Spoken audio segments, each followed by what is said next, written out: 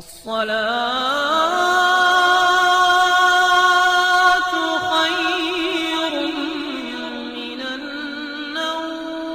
السلام علیکم ورحمۃ اللہ وبرکاتہ۔ پیارے دوستو، جیسا کہ آپ سب جانتے ہیں کہ رمضان المبارک کا بابرکت مہینہ چل رہا ہے اور مسلمان روزے رکھ رہے ہیں، مگر افطار کے وقت ایک بڑی غلطی جو کثرت سے کی جاتی ہے اور جس کا علم نہ ہونے کے برابر ہے، خاص کر کے کرونا کی وبا کے بعد اب جو مسئلہ درپیش ہے وہ ہم آپ کو بتائیں گے۔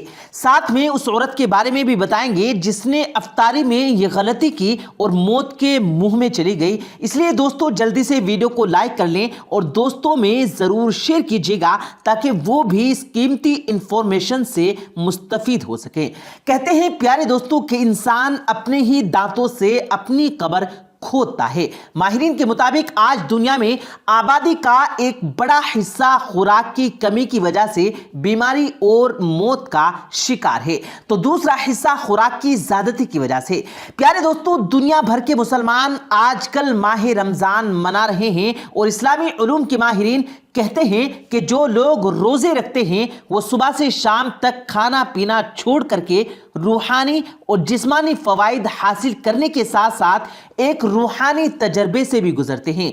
خوراک ہونے کے باوجود وہ بھوکے پیاسے رہ کر ان لوگوں میں شامل ہو جاتے ہیں جن کے پاس خوراک نہیں ہوتی ہے۔ لیکن کیا وجہ ہے کہ بہت سے لوگوں کا وزن رمضان ختم ہونے پر پہلے سے بھی زیادہ ہو جاتا ہے؟ پیارے دوستو، طبی ماہرین کے مطابق موٹاپا، ذیابیطس اور دل کے مریض سمیت کئی بیماریوں کی وجہ بن سکتا ہے۔ جس طرح جتنے پیسے ہم کماتے ہیں اس میں سے خرچ کرنے کے بعد جو بچ جاتا ہے وہ ہمارے پاس جمع ہو جاتا ہے، بالکل اسی طرح جو غذا ہم کھاتے ہیں اس میں سے جتنی طاقت ہم استعمال کر لیتے ہیں اس کے بعد بچ جانے والی طاقت ہمارے جسم میں جمع ہو کر ہمارا وزن بڑھانے کی وجہ بنتی ہے۔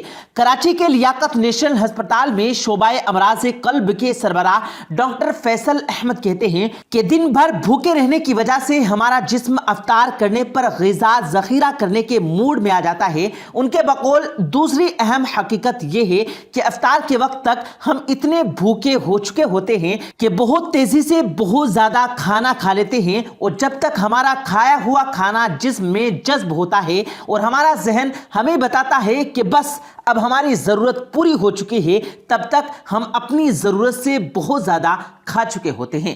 ڈاکٹر فیصل کہتے ہیں کہ اس مسئلے کا حل یہ ہے کہ کھانا آہستہ آہستہ کھایا جائے اور تلی ہوئی اور میٹھی چیزوں کا استعمال کم کیا جائے۔ غذا کے ماہرین کے مطابق جس طرح ایک دفتر میں بہت سے لے کر چپڑاسی تک مختلف لوگ کام کرتے ہیں اور ان سب کا اپنا اپنا کام اور اہمیت ہوتی ہے، بالکل اسی طرح انسانی جسم میں مختلف قسم کی غذائیت کا اپنا اپنا کام اور اہمیت ہوتی ہے۔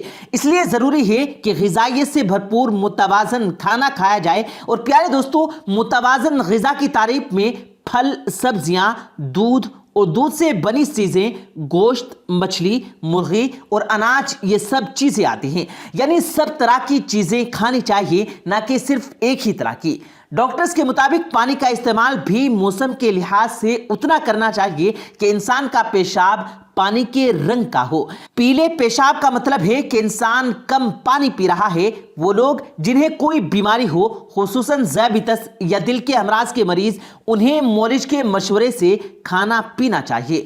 رمضان میں صحت مند رہنے کے لیے سحر اور افطار میں کیا کھایا جائے اور کن چیزوں سے پرہیز کیا جائے، اس بارے میں بات کرتے ہوئے ساؤتھ سٹی ہسپتال سے منسلک ماہر غذا وجیہہ عظیم نے بتایا کہ سحری روزہ شروع ہونے سے جتنے قریب کی جائے، دن بھر جسم میں اتنی ہی طاقت رہتی ہے۔ ان کا مشورہ ہے کہ سحری میں چکی کے آٹے کی روٹی کا استعمال کیا جائے، دلیا یا دوسرے کسی غلے اور اسپغول کی بھوسی کا استعمال بھی ہمیں دیر تک بھرے پیٹ کا احساس دلاتا رہتا ہے اور صحت کے لیے بھی بہت اچھا ہے۔ گوشت، مچھلی، مرغی اور انڈے کا استعمال اپنی صحت اور بیماری کو سامنے رکھتے ہوئے اور دودھ سے بنی چیزیں بھی استعمال کی جا سکتی ہیں۔ انہوں نے مزید کہا کہ پھل، خصوصاً کھجوریں بھی استعمال استعمال کیے جا سکتے ہیں، جبکہ پانی کا استعمال زیادہ کیا جانا چاہیے۔ افطار کے لیے ڈاکٹر وجیہ عظیم کا مشورہ ہے کہ پھل کا پیالہ یا بغیر پاپڑی کے چنا چاٹ کھا کر افطار کیا جا سکتا ہے، لیکن ان چیزوں میں چینی، نمک اور تیل کا استعمال بالکل نہ کریں۔ افطار کے بعد نماز کا وقفہ ضرور کریں تاکہ کھائی ہوئی غذا جسم میں جا کر ہماری ابتدائی بھوک کو مٹا سکے، اور پھر جب ہم کھانا کھائیں تو زیادہ نہ کھائیں تاکہ ہمارا وزن بھی حد میں رہے اور ہم تندرست ہیں۔ پیارے دوستو، آئیے اب آپ کو بتاتے ہیں اس عورت کے بارے میں جس کا ذکر ہم نے آپ سے آغاز میں کیا تھا۔ پیارے دوستو، گرمی کے روزے میں افطار کے وقت ہم زیادہ تر ٹھنڈی چیزوں اور مشروبات کا استعمال زیادہ کرتے ہیں، اور عموماً ہمیں معلوم نہیں ہوتا کہ کون سی چیز کے بعد کیا چیز کھانا یا پینا ہمیں نقصان دے سکتا ہے۔ یہ واقعہ بھی پیارے دوستو اسی کم علمی کے باعث پیش آیا جب ایک عورت نے روزہ افطار کرتے ہوئے تربوز کھایا اور اس کے بعد دودھ سوڈا پیا تو اس کا پیٹ کچھ لمحے بعد ہی پھولنا شروع ہو گیا۔ پیارے دوستو، اسے فوراً ہسپتال لے جایا گیا، مگر وہاں پہنچنے سے پہلے ہی اس کا انتقال ہو چکا تھا۔ ڈاکٹر نے بتایا کہ تربوز کے بعد دودھ کا استعمال زہر بن جاتا ہے اور عموماً لوگ مر بھی سکتے ہیں۔ اس لیے پیارے دوستو، جو لوگ افطار میں فروٹ چاٹ وغیرہ کھاتے ہیں اور اس کے بعد دودھ سوڈے کا استعمال کرتے ہیں، ان کو ہماری یہ ویڈیو لازمی دکھائیے گا، اور ساتھ ہی دودھ سوڈا گرمی کا نہیں، ہڈیوں کا توڑ ہے۔ سوڈے میں موجود فاسفیٹ کاربونیٹ، کیفین اور چینی کی بہت زیادہ مقدار ہوتی ہے۔ جب اسے دودھ کے ساتھ ملایا جاتا ہے تو اس میں موجود کیلشیم اس مواد کو جذب کر لیتا ہے جس سے دودھ کی افادیت ختم ہو جاتی ہے۔